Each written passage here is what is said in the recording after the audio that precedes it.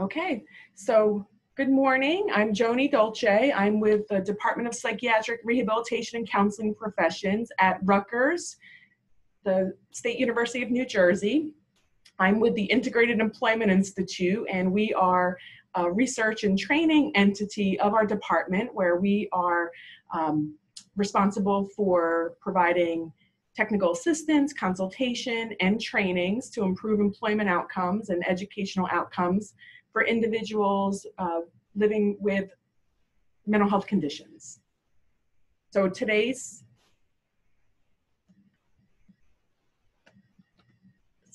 webinar or call is Disclosure in Employment, and we're going to talk about managing personal information.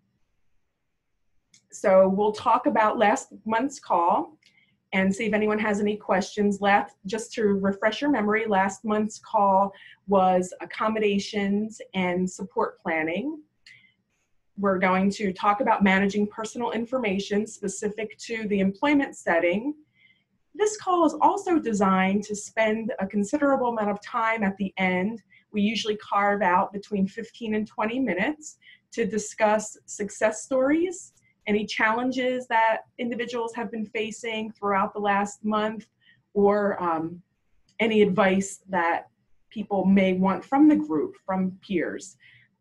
So again, the challenges and advice from the group will be discussed at the end of the call. So just to throw it out there, does anyone have any questions about last month's call?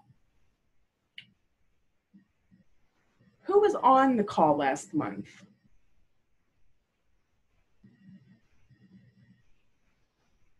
You know, I for some reason cannot see your each of your participant box, just Melissa. So if you could just verbally let me know if you were on the call last month and if you have any questions or would like a quick review. Just jump in. Okay, so we'll move. Sorry, we were getting off mute. No, we were not on the call last month. Okay. Thanks, Melissa. So last month's call was talking about requesting accommodations and support planning. So we reviewed the Job Accommodation Network and some of the resources provided through them. We also reviewed how to help someone look at what some of the functional implications of the disability might be and how to identify accommodations that will address those particular limitations. So for today's call, we're going to focus on looking at the advantages and disadvantages of disclosure of a psychiatric disability or mental health condition to a potential or current employer. And we're also going to look at some different strategies to assist individuals with managing personal information.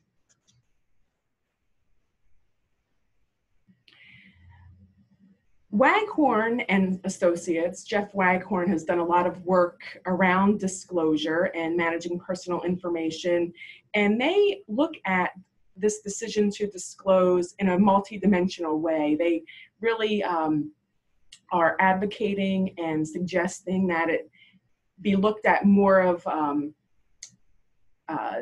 something that takes the thought and planning involved with looking at what the person's skills are, what the person's strengths are, what the work culture and environment of the employment setting is, and really putting all of those factors together to help someone planfully look at how might disclosure or providing personal information to my coworkers or employers would benefit me.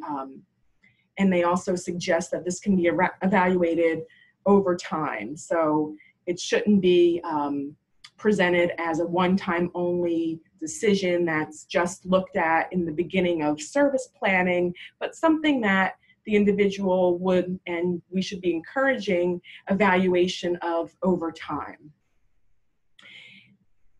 What Waghorn and his colleagues have been doing is kind of taking the term disclosure away from this process And I think it's interesting that they are referring to this decision as managing personal information. We all have personal information that we need to manage, whether it's in a work setting, in an educational setting, in social situations. We decide how much of our personal information we're going to provide to others. So having this kind of using this term, managing personal information, from what these authors are suggesting, Waghorn and colleagues, it really does take that almost that feeling of you're hiding something when you talk about disclosure, or there's almost that there's something to be ashamed of or guilty of, is what they are suggesting. And using a more general term like managing personal information is really something that all of us need to do at some point in our lives, whether it's work or school. So I'm going to open it up and would like for people to talk a little bit about that difference, and what does hearing the term managing personal information as opposed to disclosure say to you? Or are there times that you have felt, and you certainly don't need to disclose or identify very specific information, but are there times that you needed to decide whether or not you needed to provide certain personal information in settings for your own benefit? Do we have anyone who would like to talk about this idea of managing personal information as opposed to disclosure?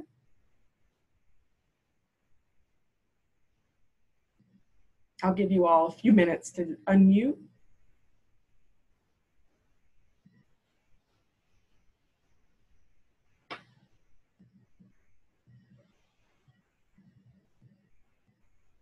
Melissa, anyone in your group want to weigh in?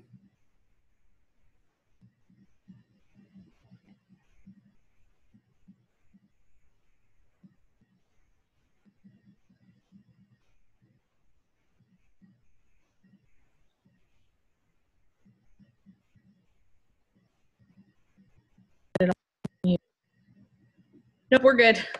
Okay, all right, thanks. So when we talk about disclosure or managing personal information, we really want to help the person, the job seeker, have the most effective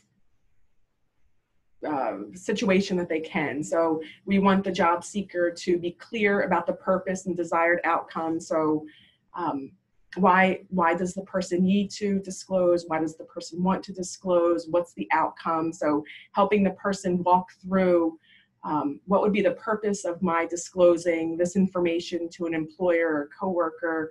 What is the outcome that I expect? What would be my desired outcome? That might be an accommodation, or just to get it off my chest or feel welcome. So you're helping the person walk through and identify what some of the expectations of their disclosure might be. We also want to help the person disclose to the right person.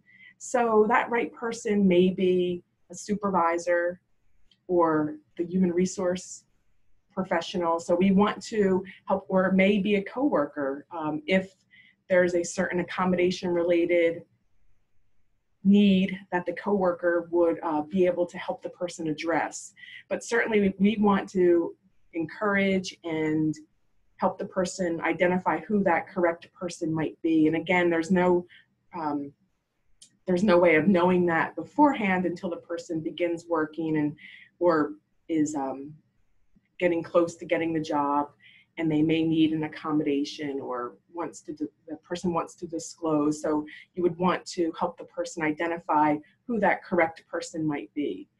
You also want to encourage the job seeker to disclose or provide this personal information about their mental health condition in a timely and appropriate manner. So the person, if the person knows that every job that they've had, there are certain accommodation needs or support needs related to their disability, disclosing sooner than later might be helpful to that person, so they can have the accommodations in place or the support needs in place before things aren't working out properly, or before things start to go bad.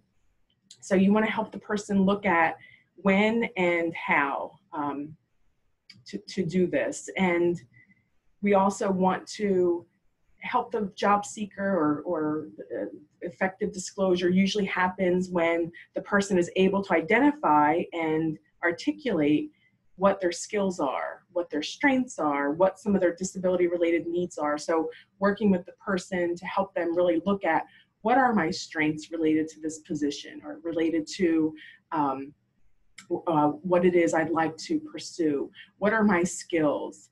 And finally, what are some of the disability related needs that an accommodation may address? We also want to help the person become more knowledgeable about his or her rights as an employee, and as an employee with a disability. So we want to provide information and resources about different, about the ADA in Washington State, your disability rights program.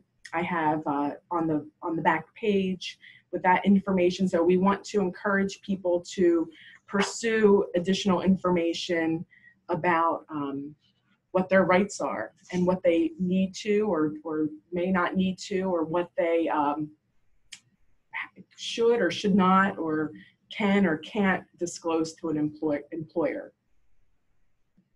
So if you could all pull out your phones or your computer and go to pollev.com, and we have a poll to kind of help us really look at, in this sort of remote type of environment where we're not really seeing each other and able to talk, but we want some involvement with everyone. So if you could go to pollev.com/JoniDolce727 and identify what are some of the advantages that you believe are to disclosure of a mental health condition in the workplace.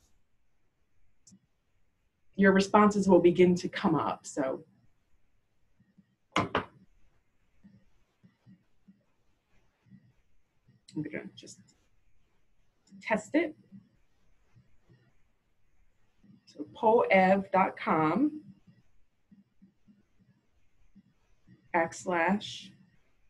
/JoniDolce, all one word, 727.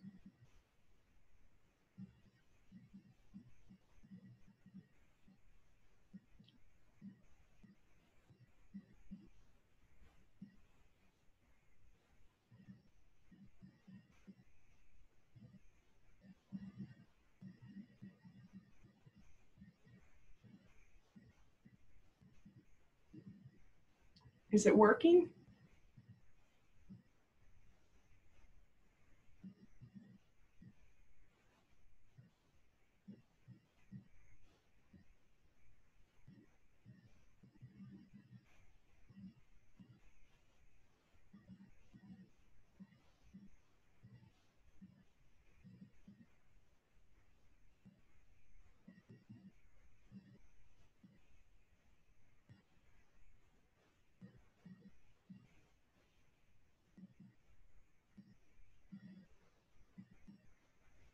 Okay.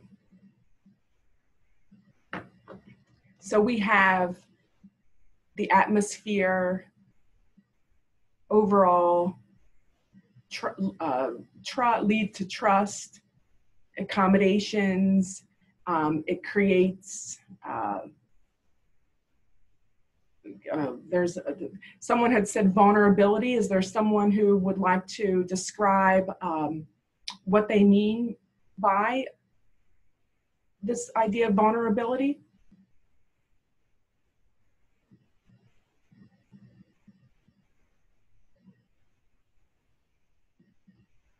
Looks like having your overall needs being met.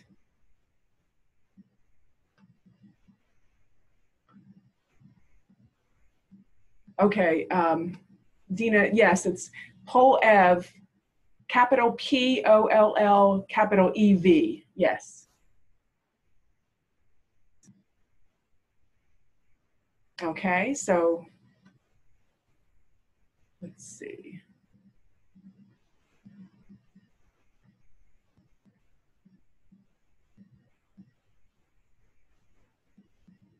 So it leads to, okay, so creates an atmosphere, it's a process.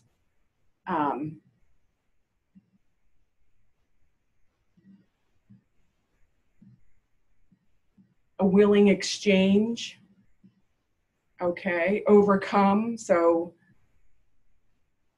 there's an advantage. Okay, so better work performance, creates positive atmosphere. Good. So let's talk a little bit about what some of the disadvantages might be. So I'm hearing a lot of trust, better environment, reduced stress,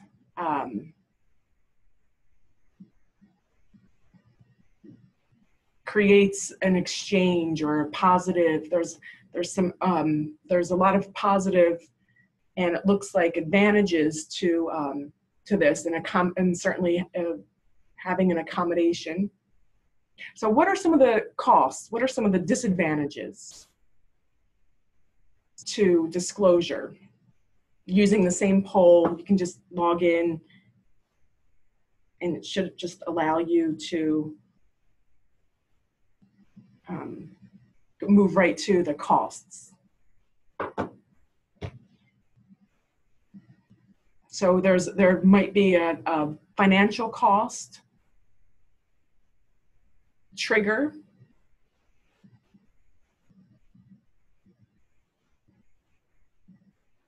there might be some fear associated with disclosure.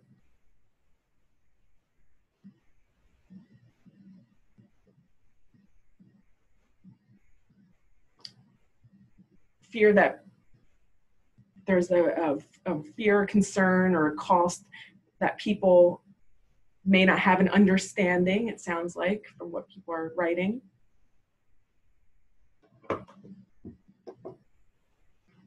Again, fear is large, so a few people are identifying fear as a cost.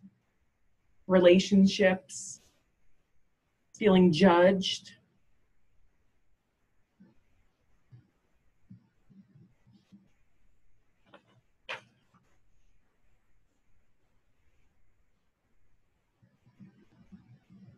So would someone, okay, let's see, ostracized. So once you decide to disclose or provide this personal information, the fear that you might be ostracized, and this could possibly trigger some additional concerns or potentially symptoms. So would someone be able to talk more about one of the costs that they just identified? Kind of elaborate on what you meant by fear or being ostracized would be helpful to the group.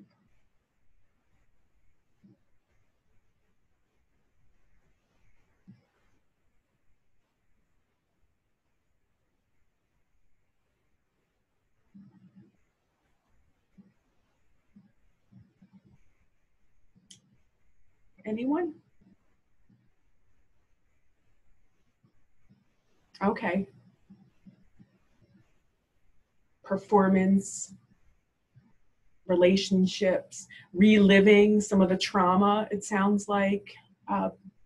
So if someone had trauma related to an employment setting or their job was something that caused some trauma in the past, or something that led to some sort of stress, or something that they're identifying as traumatic, that could be some reliving that trauma. So really helping the person. But this is really designed to get you all thinking about how to approach this when you're meeting with job seekers, helping people really look at what are the advantages, what are the disadvantages, what might be some of the benefits if I chose to disclose, what might be some of the costs.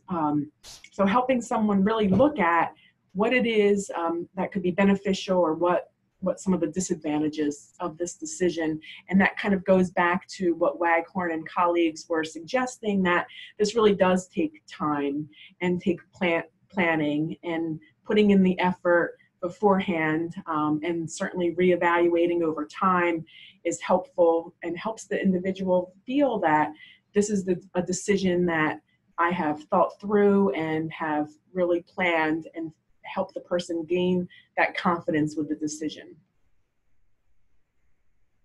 So I think we said most of these, but some of the costs might be potential discrimination. So the person may actually not get hired if they disclose prior to a job offer. So a colleague and I,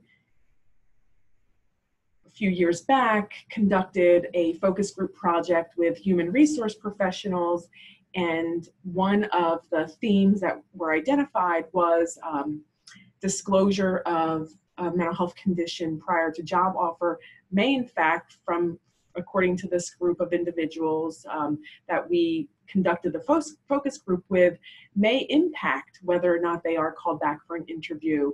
And the human resource professionals were very honest and open, and were mentioning things like, we don't have enough information, we're not very knowledgeable about mental health conditions, so we see what's portrayed on the media, or we don't necessarily have a good enough understanding. So those costs are real, and there's lots of research out there that suggests that employers are somewhat reluctant to hire individuals if they have a known psychiatric illness.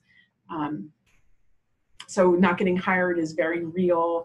People may feel that they are treated differently, so that's certainly a consideration. I think you all in the word, and all the words that were coming up in the previous slide certainly suggested that people might be treated differently, ostracized. I think one of the words was someone may not be considered for promotions or a more skilled position, and there are others, as you mentioned. Some of the benefits might be the person is able to receive an accommodation on the job. They also might feel like they're quote unquote not hiding anything, or they might not feel like they're constantly on guard. And it is an opportunity to raise positive awareness. So it's most important, however, to identify what these benefits are specific to the individual that you're working with. So really sitting down with someone, helping them look at the costs and benefits, helping them really look at what's in it for them, what would be the most beneficial reasons for me to do this. So here's an example of someone who may choose to disclose. Carmine is very interested in working with individuals who have recently been hospitalized because of suicidal attempts. He is working toward a bachelor's degree in psychology and believes his past personal experiences living with a psychiatric disability, specifically managing symptoms related to depression and suicidal thoughts, will be an asset in his work. Therefore, he has decided to disclose his disability when speaking to prospective employers to demonstrate how his lived experience has contributed to his skills and knowledge in this work environment. So there might be very clear reasons why people choose to disclose. As employment specialists and helpers in this field, it's also beneficial for us to help someone really explore that decision before they make it, because once that disclosure is done, you pretty much have to kind of live with those consequences, whether they're good or bad. But helping that person really understand the impact of that decision is essential in this process. Jenny has decided not to disclose. She was looking into different pharmacy positions. She recently completed her degree in pharmacist training to become a pharmacist. She has decided not to disclose because she feels that she's got the training and preparation to adequately prepare her to be successful in this position. She's also had the opportunity to test these skills in different clinical rotations at various pharmacies in the area. So she's got some hands-on experience of how symptoms related to her mental health condition or whatever types of limitations she might be experiencing because of her mental health condition. She has experience in this type of field, knowing that it's not going to impact her. So she may choose not to disclose. And again, this decision can be revisited and reevaluated if different duties are presented to Jenny or if she changes locations. Those are key opportunities to really sit and talk about whether or not her decision might be need to be altered or further explored. So Waghorn and colleagues also identify the 4 phases of kind of the job search, where you're in the career planning phase, the job preparation phase, the job acquisition, where you're actually seeking and obtaining that position, and maintenance, where you're going through the job retention phase. He looked at these 4 phases and identified different strategies for disclosure, managing personal information for each of those stages. So when someone is in the career planning phase, we're really talking about job matching, helping someone, again, look at their skills, strengths, experiences, education, and helping to find a job that really matches what those abilities, strengths, skills, maybe support needs, and also values.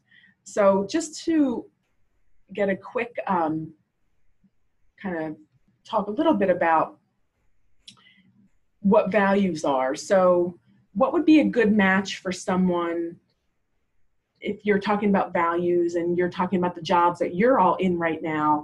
What are some of the values that you hold that make this a good job match? If we could have 1 or 2 people just either in the chat box or verbally let the group know.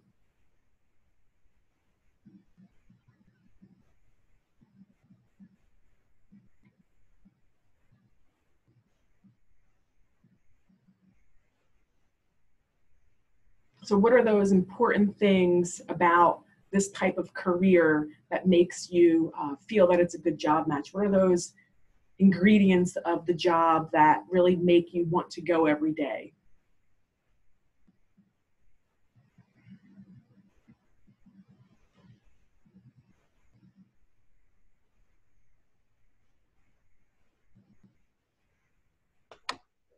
One of the main things that my staff mentioned was helping people and being able to help them find the strengths that they have in themselves and helping them see the potential that we see.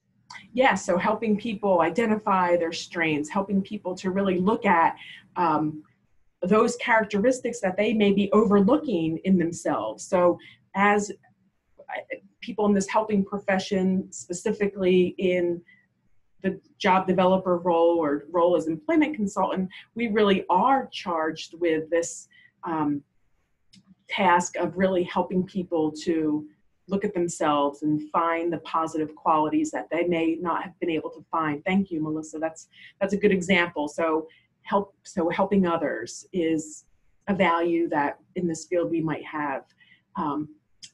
Helping people look at what those values are in their lives. What are some of those characteristics of a job that make someone really interested and want to be engaged in that particular career or job?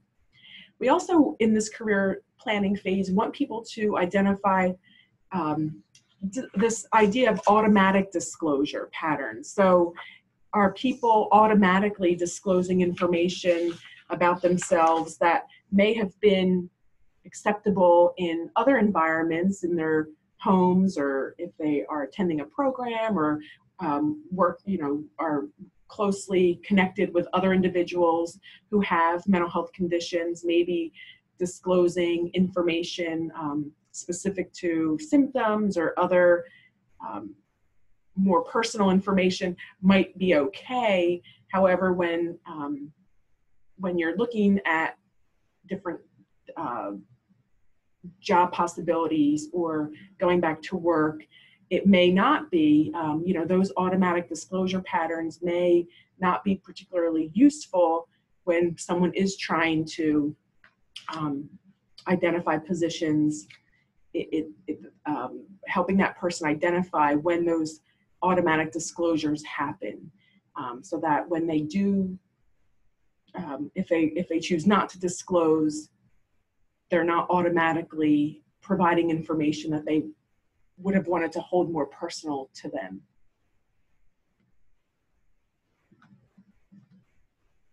So the job preparation phase, when someone is in that phase where they are filling out applications, preparing for a job, interviewing, this is where you really want to sit with someone and look at what are the advantages and disadvantages. So kind of doing something similar to what we did earlier in the presentation.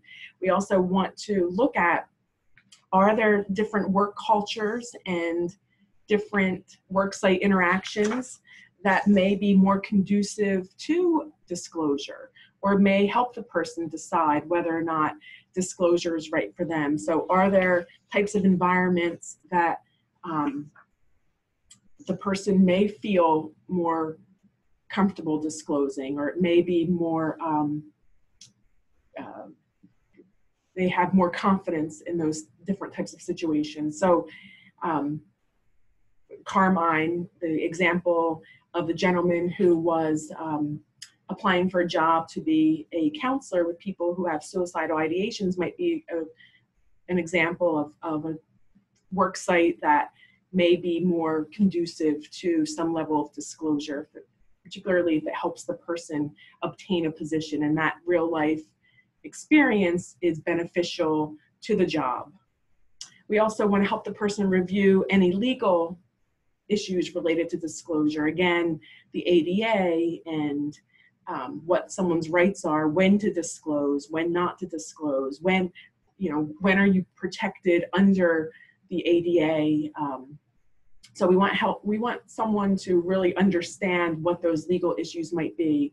And we also want to help someone look at language that might minimize the stigma. So helping someone really identify how, if I am planning to disclose and I do want my coworkers and employers to have a better understanding of my mental health condition, what is some language that might minimize that stigma? So maybe someone would choose to describe it in more general terms, that there's a medical condition, or the person may choose to describe the mental health condition in terms of how it's affecting some of the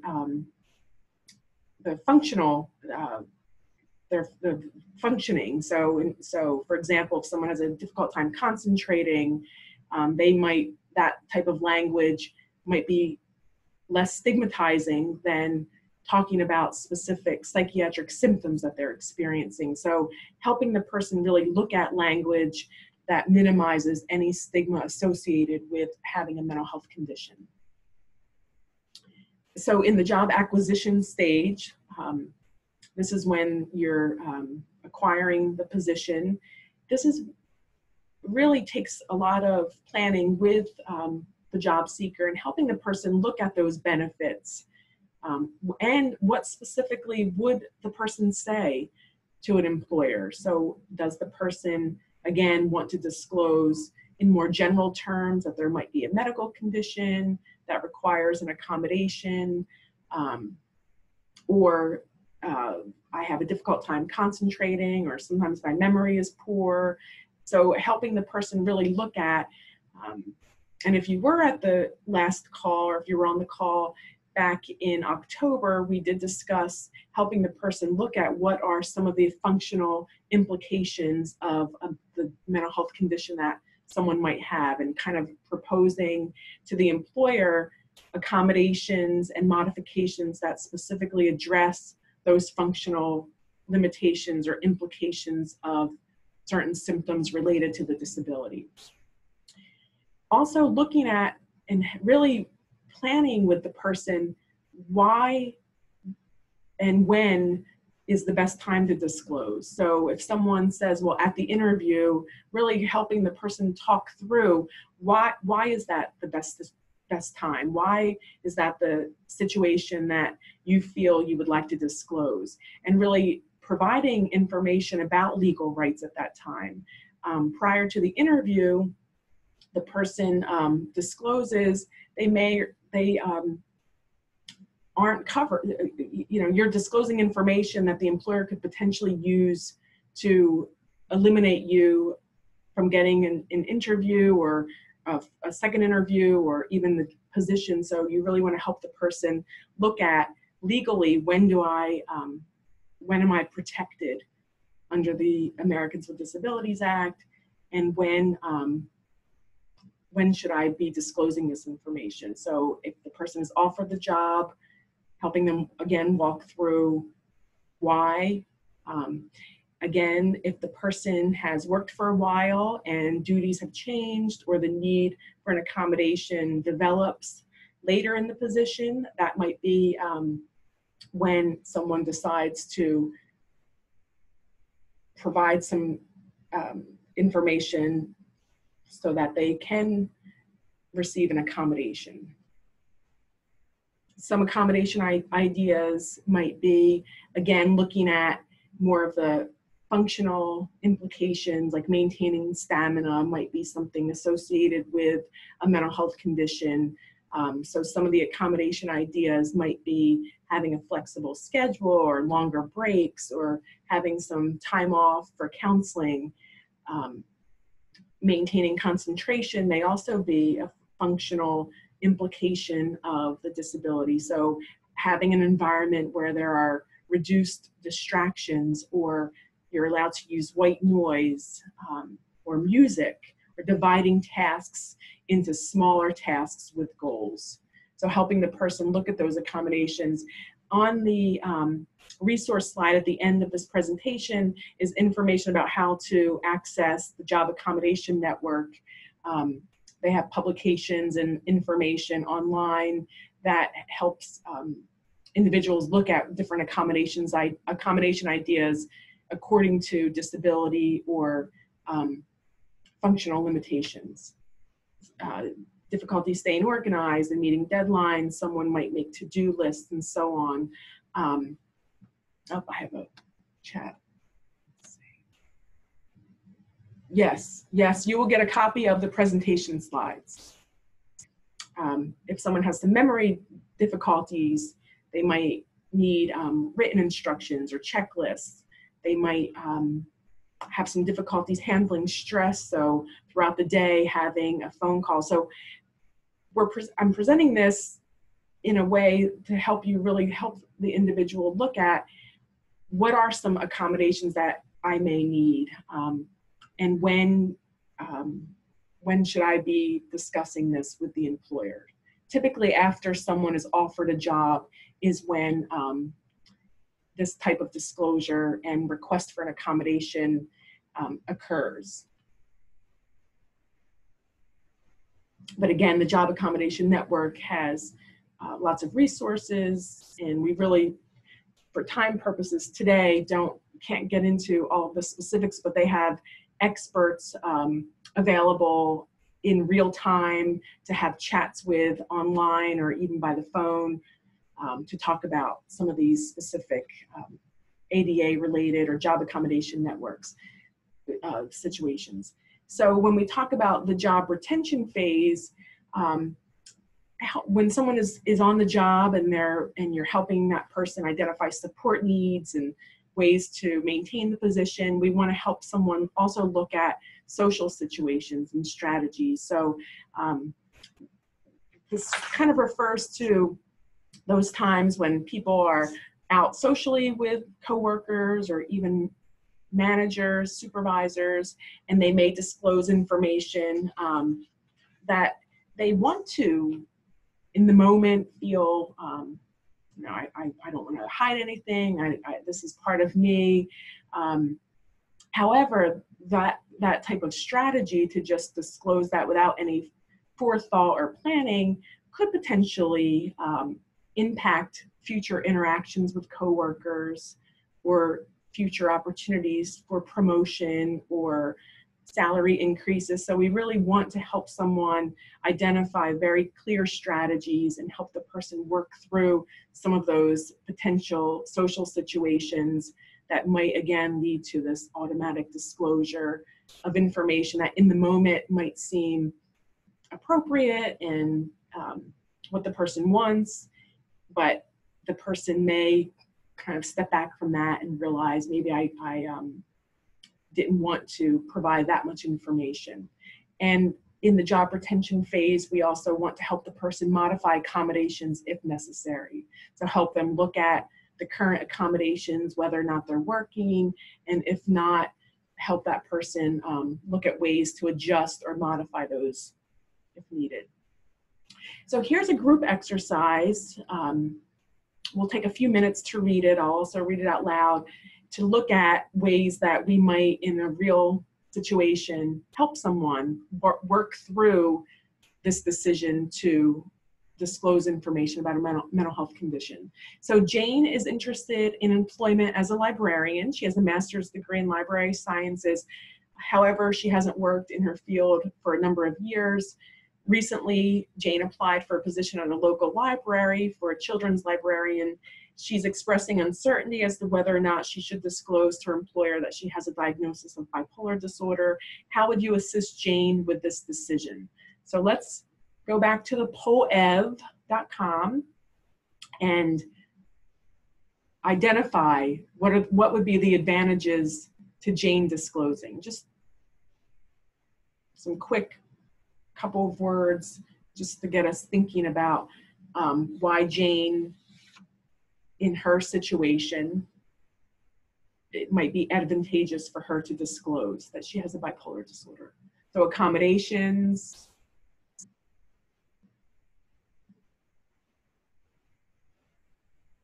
other advantages.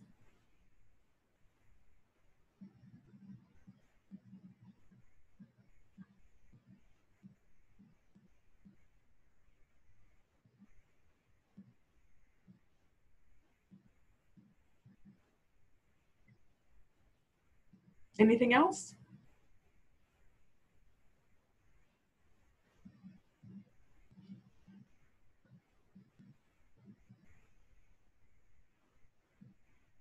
So what are the disadvantages based on what we've been reviewing throughout the call? What are some of the disadvantages to Jane disclosing?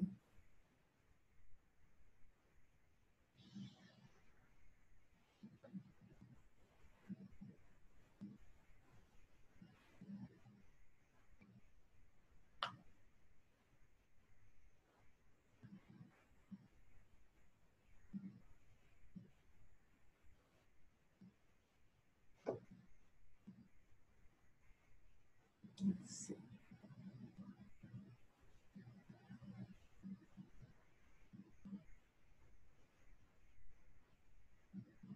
Vulnerability, okay.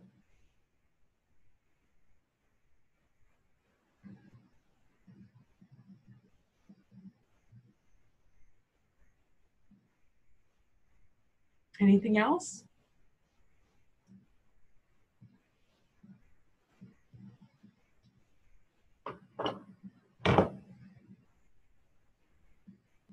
So when you say vulnerability, what are you referring to? Let's talk a little bit about what that means. So can the person who noted vulnerability describe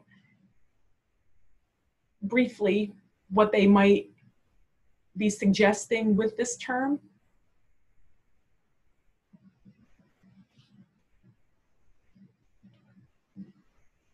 Well, some might feel as if people are judging them or looking at them with preconceived ideas. Yep. So there might be that sense of vulnerability that someone is judging them. Have you worked with individuals who have expressed that they've been judged or have felt judged by employers or even other people in the community? Well, some have expressed that they go into a job with a certain, um, feeling of maybe paranoia, depending on a lot of issues, and maybe even medications that they're taking. Mm-hmm. So there might be some thoughts around the medications, there might be some thoughts around symptoms that the person might be experiencing. Are there other disadvantages to Jane disclosing that she has a bipolar disorder to her for this position in library sciences?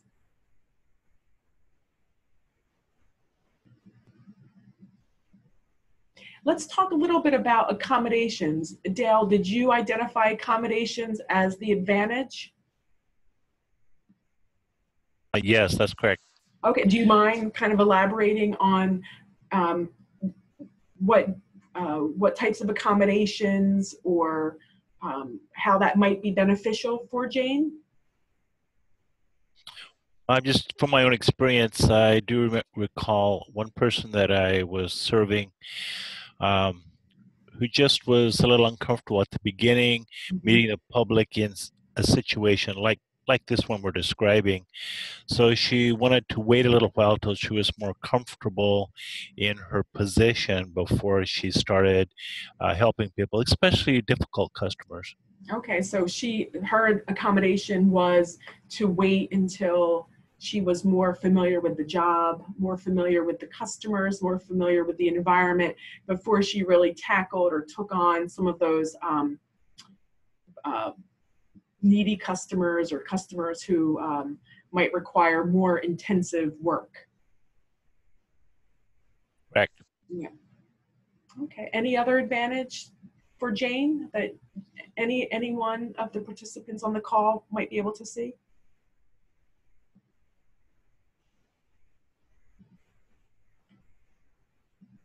Or disadvantages?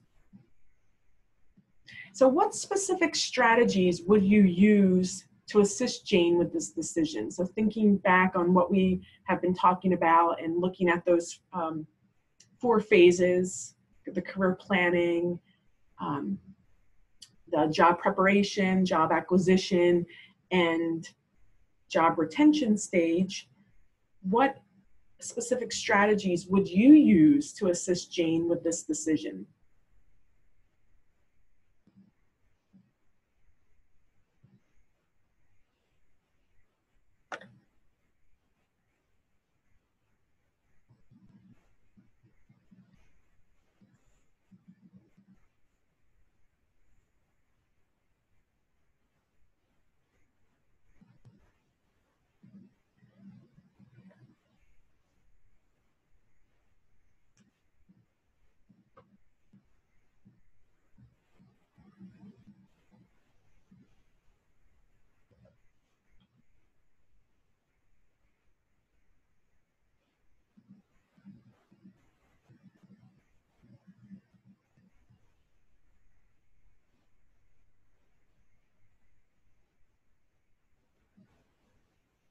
Let's see. I'm going to just try out the poll.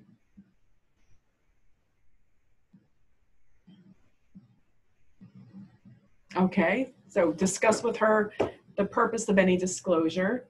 Great. So help her look at what would be the purpose, what would be the outcome that she's expecting, what would be the overall intention of her to disclose this information. Great. Any other strategies? I was going to jot into the poll, how about helping her identify, in that career planning phase, what some of her work values are, what some of her interests are, and hopefully this is a good match for her, and that may help to minimize some of the need for an accommodation if this is something that she's really thought through and planned for. Any other specific strategies that you might use to assist her?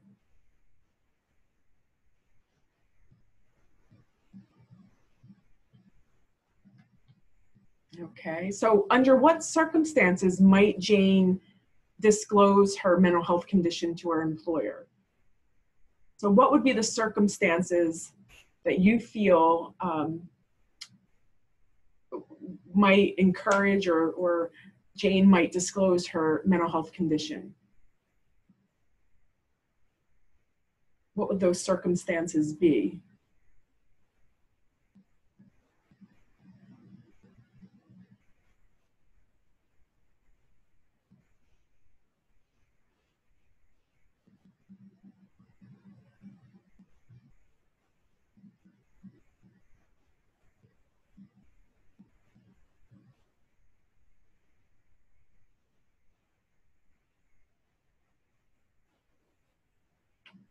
Let's see.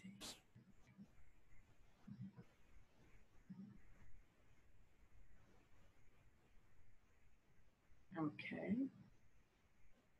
Go into the poll.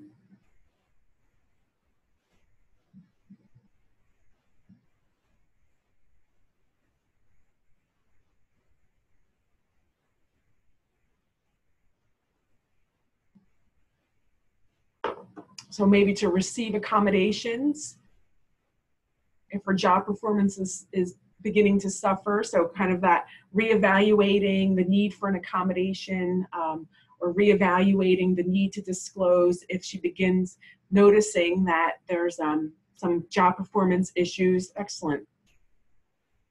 Any other circumstances? And again, we don't really know that much about Jane just from this brief vignette, but these are two certainly valid circumstances that might cause Jane to disclose. So before we move on, are there any successes that people would like to share with the group, or challenges, advice, implement a new strategy that people are excited to share, something that recently happened with services that they provide?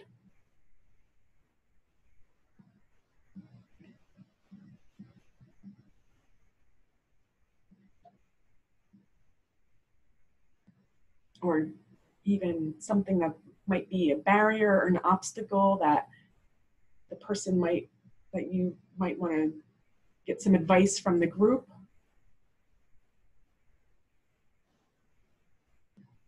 Okay, so it's close to 1, or not 10 for you guys. So we do have a brief survey about the seminar. If you could complete that, that would be great, about the topic today. It's the second drop-down choice. Once you click on to the Survey Monkey, that would be great. And I appreciate your being on the call, and I know that it was a very sparse attendance today because of the conference. So hopefully the conference, I've heard wonderful things about it. So enjoy if you are able to attend. I will see everyone or talk with everyone in December for our next call. But before we leave, here are some resources. Disability Rights Washington is specific for your state and has a lot of good information and resources if people have legal types of concerns or issues. The ADA and Job Accommodation Network. I just realized I think I'm going to have to put this into the chat box. So if you all could just hold on 1 minute while I put this into the chat box.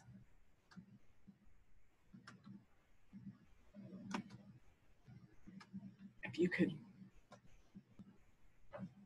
complete, that would be great. Thank you very much. And I will send out the presentation materials to Dawn or get them to you.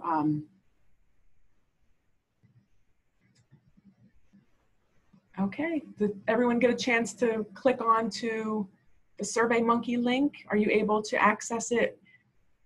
Dale, your box is actually in view.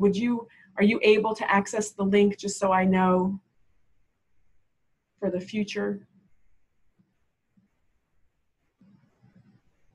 Yeah, it's coming up in the box. So Okay, good. it So worked, yeah. Thank you. if you click on it, it should take you to the survey. It's asking for my mother's name. What is it? Asking for my mother's name. What's your mother's name? Oh, no, not, I think it's just asking for the initial. Yes, it's just asking for the initial, just so, and I think it only asks for the first initial or last initial. But yes, that is the link. And then as you progress through, it'll ask you specific questions about the training.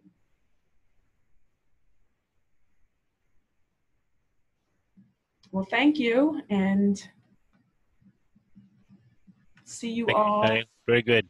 Thank you, Dale. Thanks for sharing, everyone.